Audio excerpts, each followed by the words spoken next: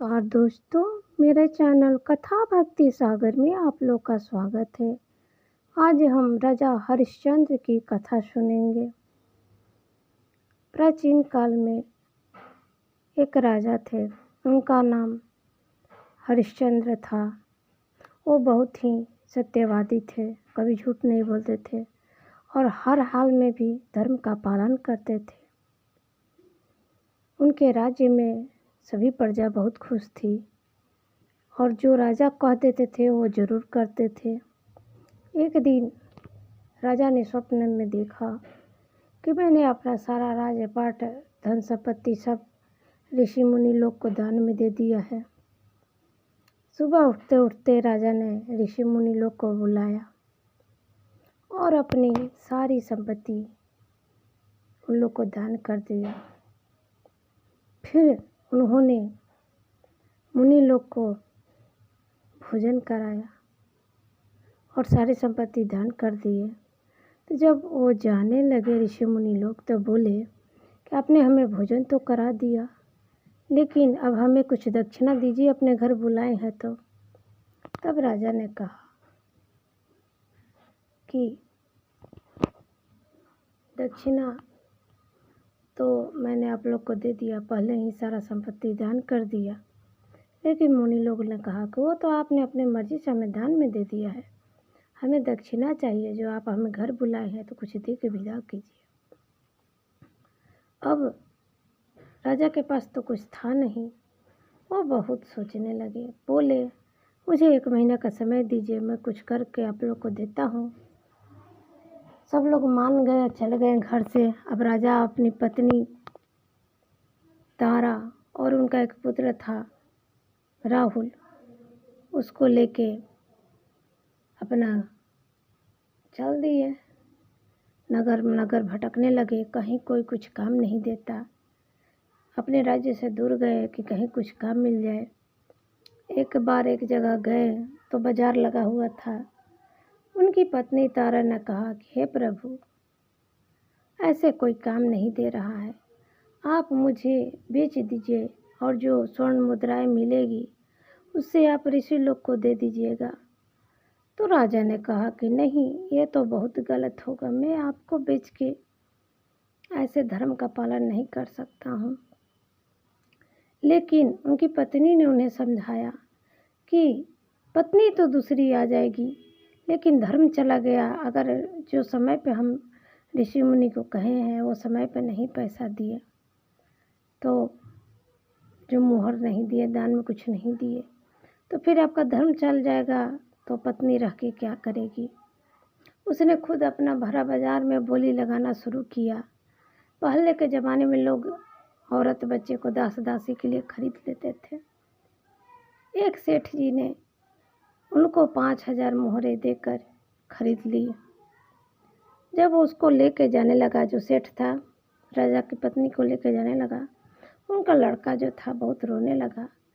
तब रानी तारा ने कहा कि सेठ जी, आप मुझे तो ले ही जा रहे, मेरे पुत्र को भी ले चलिए, ये भी आपके घर का काम काज करेगा।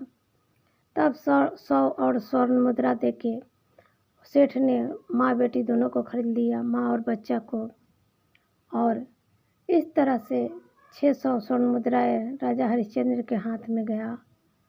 उसको लेकर चला गया सेठ उनकी पत्नी और बच्चा को।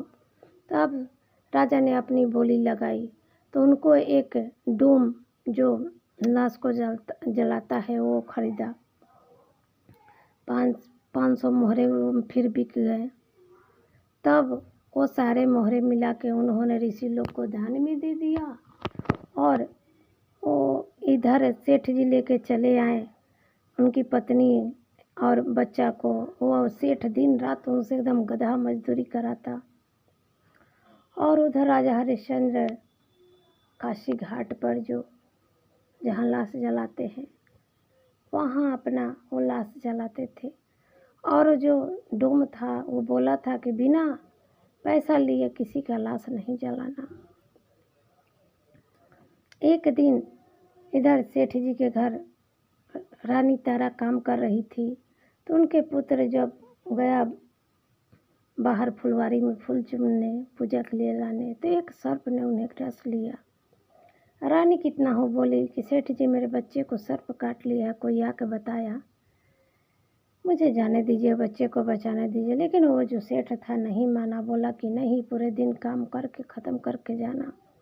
काम ख़त्म करते करते रात हो गई। जब रानी अपने पास बच्चे के पास गई तो बच्चा मर गया था। अब वो क्या करे, उसको लेके अपना गई राजा हरिश्चंद्र के वो घाट पर जहाँ वो जला रहे थे। वहाँ गई तो रात था, अंधेरा था, राजा नहीं पहचाने। राजा ने कहा कि देखो, मैं बिना स्वर्ण मुद्रा के इसे जला नहीं सकता, और बिना कफन और बिना पैसा का ये जलेगा नहीं।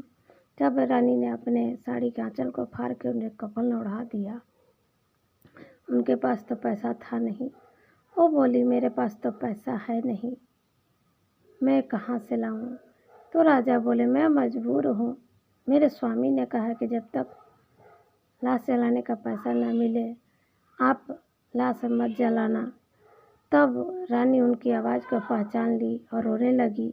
राजा भी रोने लगे, लेकिन वो बोले कि मैं अभी तुम्हारा पति नहीं हूँ, मैं उस मालिक का दास हूँ, मुझे पैसों दोगी तभी मैं जलाऊँगा, नहीं तो इस गंगा जी में प्रवाहित कर दो।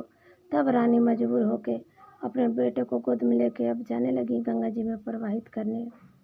तब भगवान लोग जो उनका परीक्षा ले रहे थे, उनके सत्यवादी होने का, सब प्रगट हो गए और फूल बरसाने लगे और सब उनका पुत्र जीवित हो गया।